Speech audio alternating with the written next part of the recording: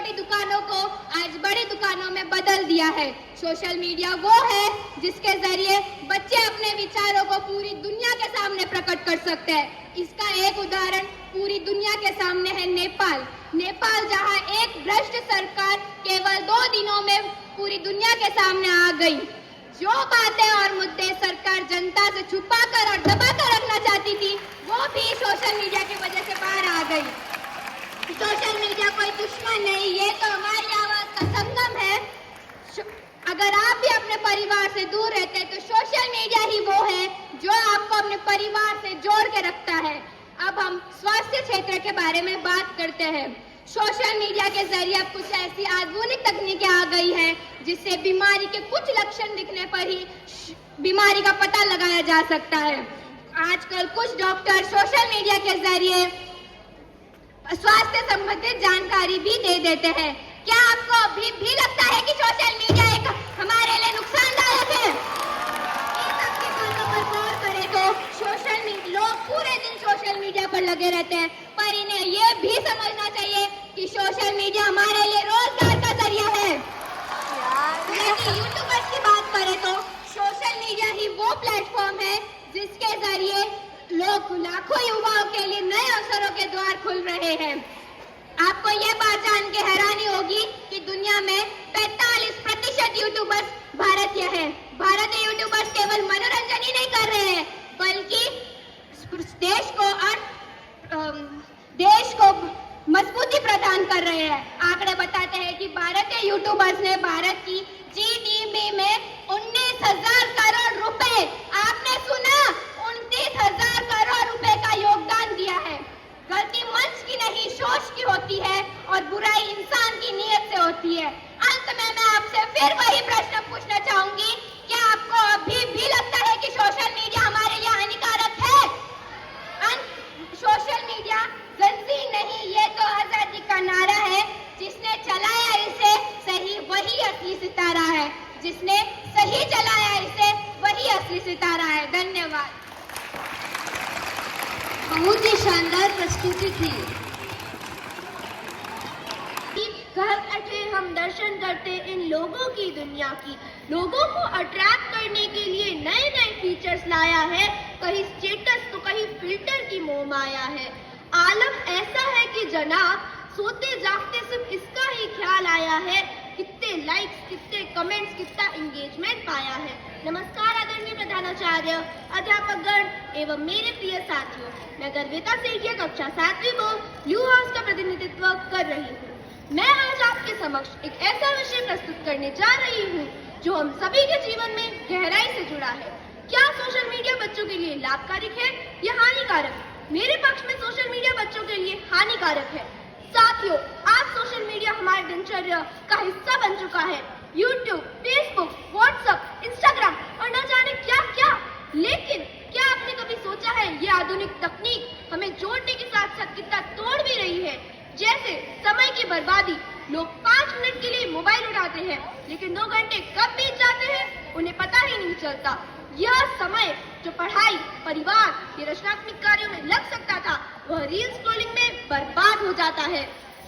उनके मानसिक स्थिति पर बुरा प्रभाव पड़ता है, जैसे डिप्रेशन, आत्मविश्वास की कमी।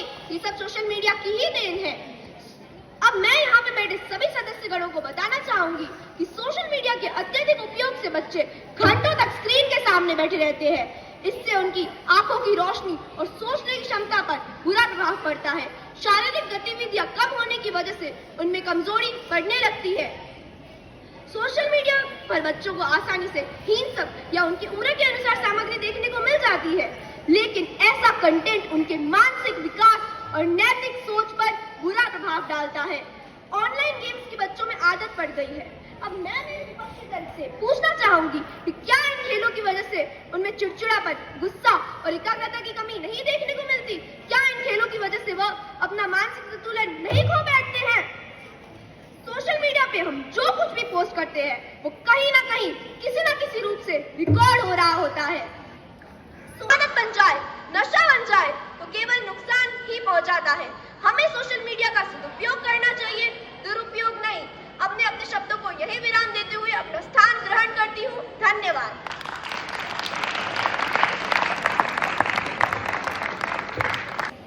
कंक्रीट के जंगल में कहाँ है वो सुकून जो खेतों की हरियाली और ठंडी हवा में था।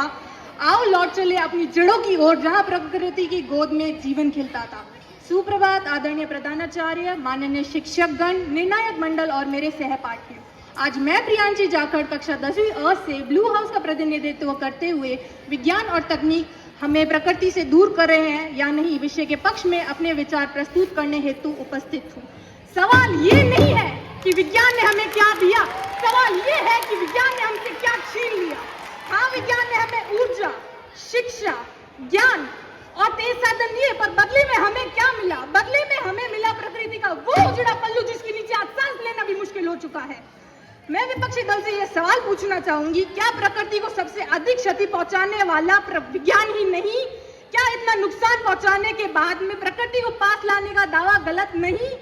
जरा आंकड़ों पर गौर कीजिएगा। 2015 से 2020 में भारत ने लगभग 7 लाख हेक्टेयर जंगल खो दिए। 2024 में अकेले भारत ने 1.5 लाख जंगल खो दिए, जिससे 68 मिलियन टन CO2 वातावरण में गया है। जरा गौर से सुनिएगा, 68 मिलियन टन CO2 वातावरण में गया है। हम हर साल विज्ञान और प्रकृति के नाम पर लाखों पेड़ काट देते हैं और फिर 2 पौधे लगा के तालियां बजाने लग जाते हैं। वाह! क्या इसी को विज्ञान ने प्रकृति माना है? क्या इसी को विज्ञान ने तरक्की माना है? तरक्की की रफ्तार में मनुष्य आगे निकल गया और प्रकृति पीछे छूट गई है। कई लोगों का यह मानना है कि विज्ञान सबकी सूचना देता है और इनके निवारण का रास्ता दिखाता है। विज्ञान, आज हम ड्रोन की मदद से जंगलों पर निगरानी रख रहे हैं। सोलर पैनल हमें प्रकृति को बचाने में मदद कर रहे हैं और मोबाइल, जिन्हें हम सबसे बड़ा दुश्मन मानते हैं, जी हाँ, सबसे बड़ा दुश्मन, वो भूकंप जैसी समस्या की आने की सूचना हमें पहले ही दे देता है। विज्ञान हमारे लिए अब एक ऐसा आईना साबित हो गया है जिसकी मदद से हम प्रकृति और पृथ्वी की सच्चाई देख पा रहे हैं।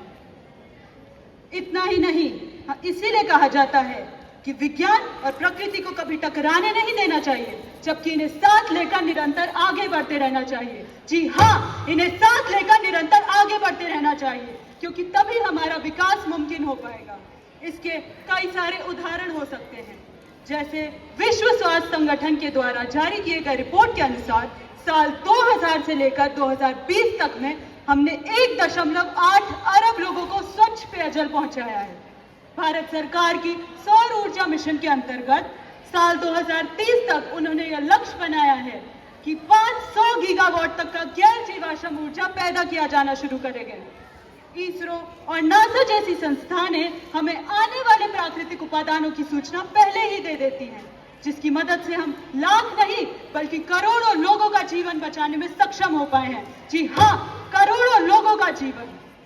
आज ICAR की रिपोर्ट के अनुसार हमें पता चलता है कि ड्रिप सिंचाई एक ऐसी व्यवस्था साबित हुई है जिसके अंतर्गत हम 30 से 50%, जी हाँ, 50% तक का पानी बचाने में सफल हो पाए हैं। इतना ही नहीं, ऐसे कई सारे डिजिटल एप्स और प्लेटफॉर्म्स हैं, जैसे iNaturalist, eBird, जो हमारी मानवता को प्रकृति से जोड़ने का एक नया ही नजरिया सामने रखते हैं। अगर क्या आप अब भी सोचते हैं कि विज्ञान हमें प्रकृति से दूर कर रहा है, या फिर मानव का वो लालच है जो हमें प्रकृति से दूर कर रहा है? हाँ, मैं मानती हूँ कुछ गलतियां हुई हैं, परंतु इसमें गलती विज्ञान की नहीं, गलती उसके गलत उपयोग की है। जी हाँ, उसके गलत उपयोग की। आज हथौड़ा भी तो घर बनाने के भी काम आ सकता है और घर को तोड़ने के भी काम आ सकता है, परंतु इसमें गलती हथौड़े की नहीं, गलती उसके गलत उपयोग की होती है। अंत में मैं इतना ही कहना चाहूंगी कि विज्ञान है वो दीपक, विज्ञान को दोष देकर तो बच निकलना आसान है, विज्ञान को दोष देकर तो बच निकलना आसान है, लेकिन जनाब, असली गुनहगार तो इंसान का लालच और उसका अहंकार है। धन्यवाद। सच मानिए, यहाँ हमारी जरूरत भी है और हमारी कमजोरी भी, पर जहाँ फूल होते हैं वहाँ कांटे भी होते हैं। यानी जहाँ सुविधाएं हैं वहाँ उसके नुकसान भी गहरे हैं। विज्ञान और तकनीक ने इंसान को तरक्की तो दी है, परंतु क्या इस तरक्की की कीमत हमने प्रकृति को खोकर चुकाई है? हाँ, बिल्कुल। एक रिपोर्ट के अनुसार पिछले 100 सालों में 70% वन जीवन की आबादी घट गई है। दुनिया भर में करीब 15 अरब पेड़ हर साल काटे जा रहे हैं। हिमखंड पिघलने की रफ्तार इतनी बढ़ गई है कि 2050 तक हिमालय की 1/3 हिस्से की बर्फ पिघल जाएगी। कारखानों से निकलता हुआ धुआं, गाड़ियों का शोर और प्लास्टिक का कचरा सबने मिलकर धरती की सांस घोट दी है। कभी जिस नदी का पानी अमृत माना जाता था, आज वही जहर उगल रहा है। हवा जो जीवन का स्रोत थी, अब वो मौत का कारण बन रही है। क्या ये तरक्की है या खुद के पैरों में कुल्हाड़ी मारना? तकनीक ने इंसान को सोने का पिंजरा तो दिया है, लेकिन उसमें कैद कर दिया है। आज बच्चे मोबाइल और वीडियो गेम्स में इतने खो गए हैं कि उन्हें मिट्टी की खुशबू और पेड़ों की छांव तक याद नहीं। पहले लोग खेतों में काम करते थे, तंदुरुस्त रहते थे, पर अब एसी कमरों में बैठकर बीमार पड़ जाते हैं। स्वास्थ्य ही धन है, यह कहावत तो सब जानते हैं, लेकिन तकनीक ने हमें इससे कोसों दूर कर दिया है। पहले सुबह की शुरुआत कोयल की कूक और चिड़ियों की चहचहाहट से होती थी, आज मोबाइल का अलार्म जो होती है। लोग खुली हवा में टहलने के बजाय स्क्रीन में खोए रहते हैं। क्या यह सही है कि हम नकली वर्चुअल दुनिया में जीते जी असली दुनिया को भूल जाएं? कहावत है, नदी किनारे घर बनाने वाले बाढ़ से नहीं बच सकते। इंसान ने अपनी सुविधाओं के लिए जंगल काटे, नदियों को सुखाया और पहाड़ों को खोद डाला। नतीजा यह है कि जलवायु परिवर्तन और प्राकृतिक आपदाएं आम बात हो गई है। हमने तरक्की के नाम पर खुद अपनी जड़ों को काट दिया है। तो असली सवाल यह है कि हम विज्ञान और तकनीक की अंधी दौड़ में भागते रहना चाहिए या फिर रुककर सोचना चाहिए कि प्रकृति ही असली धन है। क्योंकि अगर धरती ही बीमार पड़ गई तो विज्ञान की सारी तकनीक धरी की धरी रह जाएगी। इसलिए मैं कहती हूँ, विज्ञान और तकनीक ने हमें सुविधाएं तो दी है कि लेकिन पर हम प्रकृति से दूर भी कर दिया है। सवाल ये नहीं कि विज्ञान अच्छा है या बुरा, सवाल ये है कि तकनीक के नाम पर हम अपना भविष्य खो रहे हैं। मैं अपने सामने विपक्ष वाले से पूछना चाहती हूँ, क्या तुम हवा के बिना जिंदा रह पाओगे? क्या तुम ऑक्सीजन के बिना जिंदा रह पाओगे? धन्यवाद। दूरी नहीं बढ़ती बल्कि उसका निकटता और भी बढ़ता है। सुप्रभात माननीय प्रधानाचार्य, शिक्षकगण और मेरे सभी प्यारे मित्रों को मेरा सादर प्रणाम। मैं प्रिया, कक्षा 10वीं की छात्रा, आज इस मंच पर आप सभी के सामने विज्ञान के लाभ एवं उसके चमत्कारों के विषय में चर्चा करने जा रही हूँ। उससे पहले मैं अपने प्रभारी अध्यापकों को धन्यवाद कहना चाहूंगी कि उन्होंने मुझे ये सुनहरा मौका दिया आप सभी के सामने अपनी बात रखने का। विज्ञान और तकनीक हमें प्रकृति से दूर कर देती है, इस कथन से मैं सहमत नहीं हूँ, बल्कि मेरा मानना तो यह है कि हमें प्रकृति को बेहतर ढंग से समझने एवं उससे जुड़े रहने में सहायता करता है। आप सब यह तो जानते ही हैं कि विज्ञान और शास्त्र के वेल से हम आज बहुत तरक्की कर रहे हैं। विज्ञान ने मनुष्य के जीवन को आरामदायक बना दिया है। हम सब आज एक बेहतर जीवन जी रहे हैं तो वह सिर्फ और सिर्फ विज्ञान के आविष्कारों के कारण। विज्ञान ने मनुष्य के जीवन को सरल एवं सतर्क बना दिया है। मोबाइल, कंप्यूटर यात्रा कर सकते हैं। इसके अलावा विज्ञान की मदद से ही हम आसमान एवं आज हम मंगल एवं चंद्रमा की धरती तक भी पहुंच गए हैं। मेरा सवाल आप सबसे यही है कि यह सब विज्ञान के चमत्कार नहीं तो और क्या है? बीज से उपजा अंकुर विज्ञान ने समझाया, प्रकृति संग मिलकर ही जीवन रंग लुटाया। बिजली को विज्ञान की सबसे बड़ी देन कहा जा सकता है, जिसकी सहायता से आज हम सब एक आरामदायक जीवन जी रहे हैं। मुझे ये कहते हुए बहुत असहज महसूस हो रहा है कि मेरे विपक्षी मित्रों की सोच विज्ञान के बारे में गलत है। उन्होंने यह तो बताया कि विज्ञान हमें प्रकृति से दूर कर रहा है, परंतु शायद वह ये भूल गए कि सूरज, चांद, सितारों का भेद बताया ज्ञान, प्रकृति के ही रूप को समझा विज्ञान। इसके अलावा मेरा सवाल मेरे विपक्षियों से है कि क्या उनका दैनिक जीवन बिना विज्ञान के चल सकता है? अंत में मैं अपनी वाणी को विराम देते हुए यह कहना चाहूंगी कि प्रकृति से विज्ञान का गहरा है संबंध, दूरी कहाँ दिखती है, दोनों का है एक क्षण। जय हिंद, जय भारत, धन्यवाद। वह प्रकृति को अपना सब कुछ मानते थे, परंतु आज विज्ञान और तकनीक की चकाचौंध ने हमें इन रिश्तों से पूरी तरह दूर कर दिया है। सुप्रभात माननीय निर्णायकगण, आदरणीय प्रधानाचार्य, शिक्षकगण एवं मेरे प्रिय साथियों, आप सभी को सादर नमस्कार। मैं रक्षित फुलवारिया, कक्षा 10वीं का छात्र, आज आप सभी के समक्ष एक ऐसे विषय पर बोलना चाहता हूं जिसने हमारी पूरी जीवन शैली को बदल दिया है। विज्ञान और तकनीक हमें प्रकृति से दूर कर रहे हैं। मैं इस कथन से पूरी तरह सहमत हूँ। मैं आज इस विषय के पक्ष में अपने विचारों को दृढ़ तर्कों एवं स्पष्ट दृष्टिकोण के साथ प्रस्तुत करने जा रहा हूँ। प्रकृति हमारे लिए केवल संसाधन नहीं है, बल्कि जीवन है।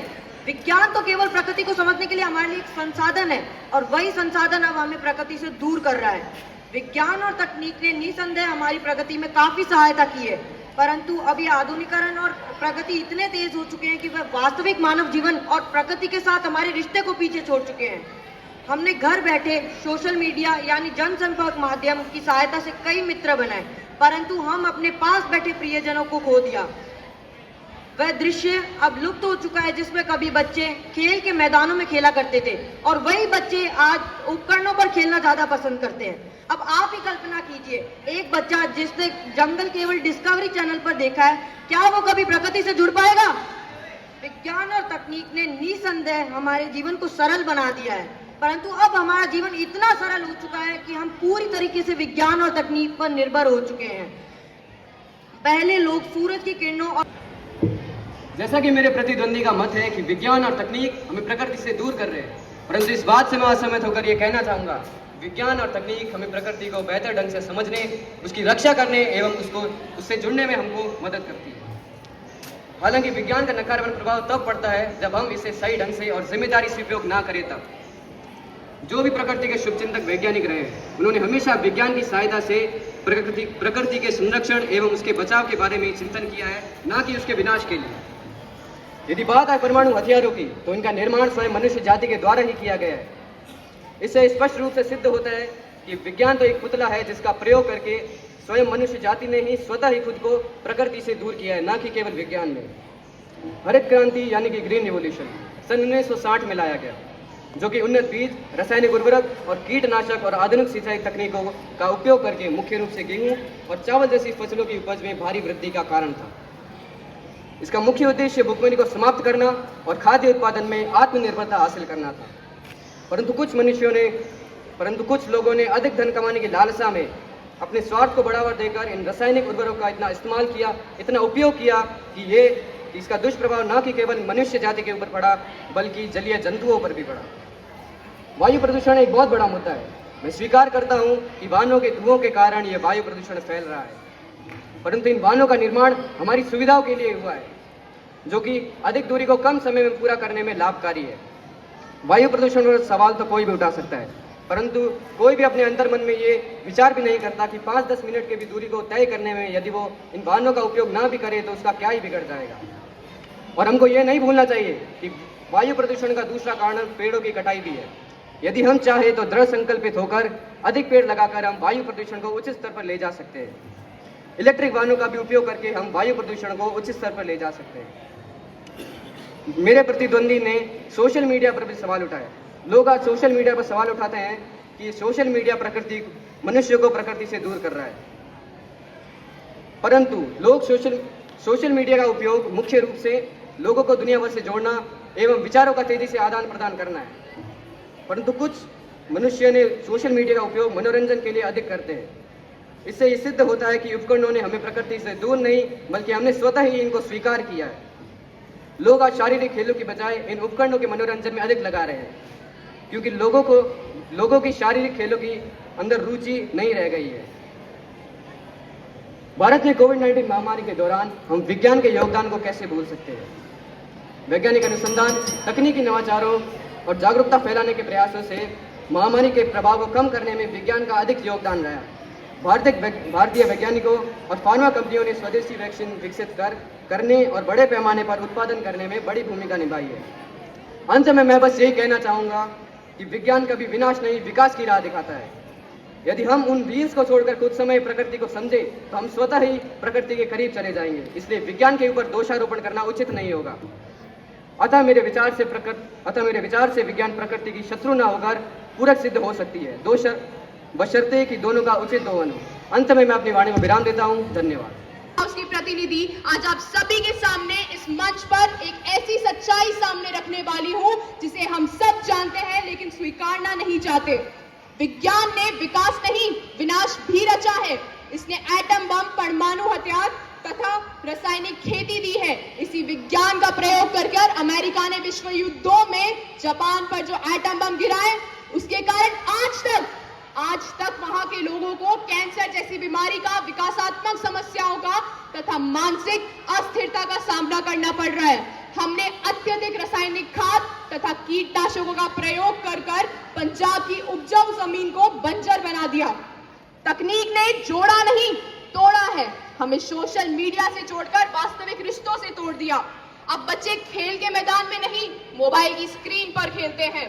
हमने बारिश में भीगने का आनंद त्याग दिया और अब बस रील बनाकर दिखावा करते हैं। मेरे प्रतिद्वंदियों का कहना है कि विज्ञान ने ज्ञान फैलाया है। मैं उनसे पूछना चाहूंगी कि आखिर ये कैसा ज्ञान है जिसने हमारे मन में प्रकृति के प्रति संवेदना और सम्मान को ही नष्ट कर दिया। तकनीक ने हमें आधुनिक बना दिया, लेकिन प्रकृति के प्रति जो सम्मान था उसे नष्ट कर दिया। प्रकृति का संतुलन बिगाड़ने वाला विज्ञान ही है।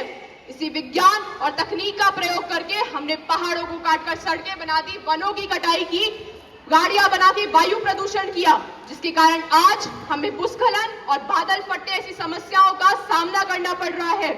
जम्मू कश्मीर, हिमाचल प्रदेश, उत्तराखंड और देश के कई अन्य राज्य आज इस समस्या से जूझ रहे हैं।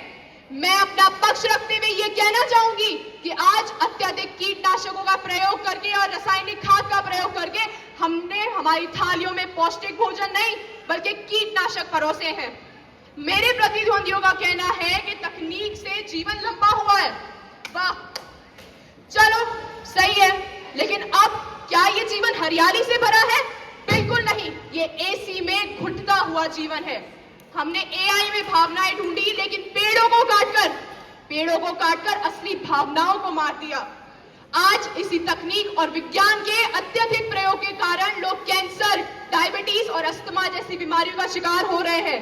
मैं अपने प्रतिद्वंदियों से पूछना चाहूंगी कि क्या ये शुद्ध हवा और शुद्ध भोजन से आते? विज्ञान हमें उड़ान देता है, लेकिन जड़ें वो तो प्रकृति ही देती है।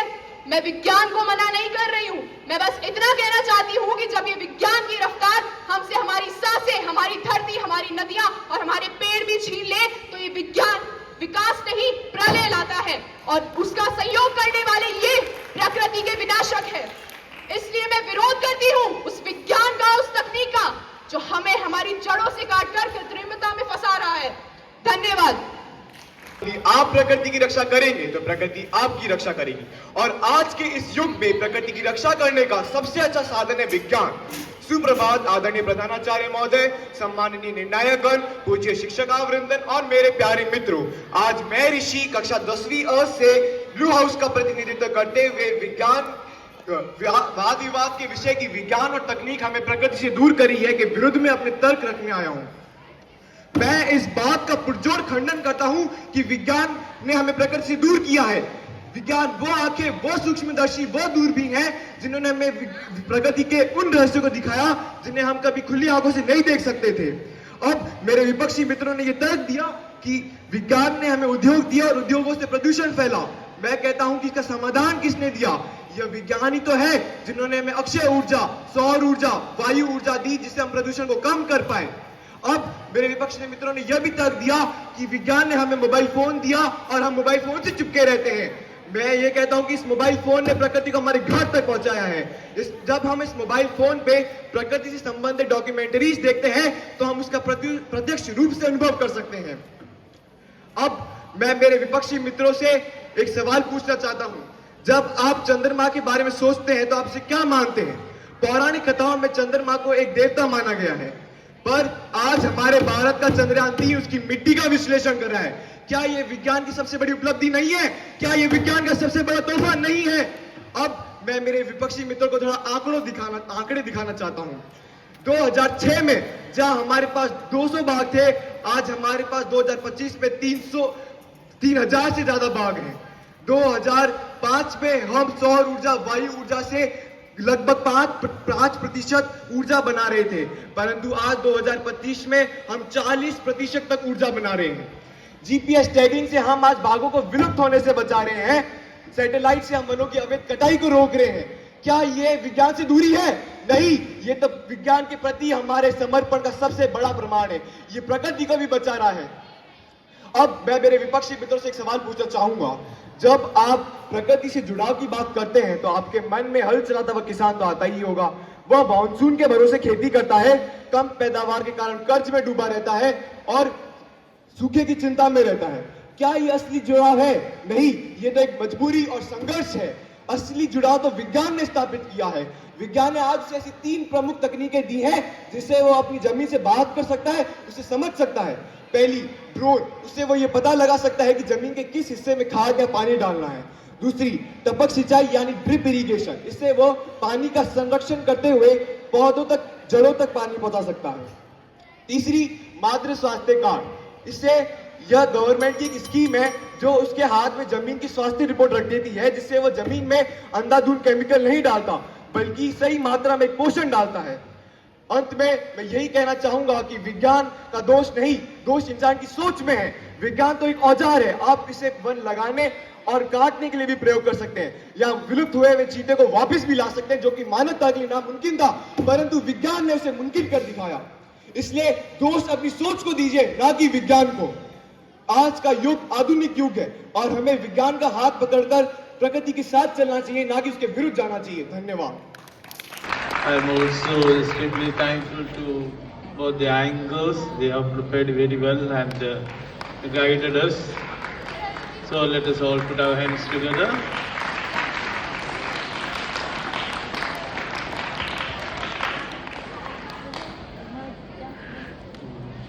Actually, today is also the result to prepare. It was very tough, and it is just by just few points difference only. Okay, the group 1 from classes 6 to 8, the third prize that goes to the blue house and the yellow house.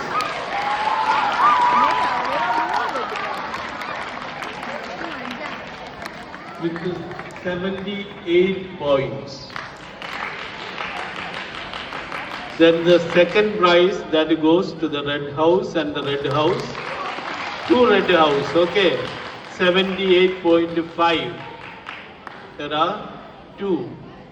Okay, red house, both of them got second prize. And the first prize goes to, with 80 points, which house? Blue house. Blue house.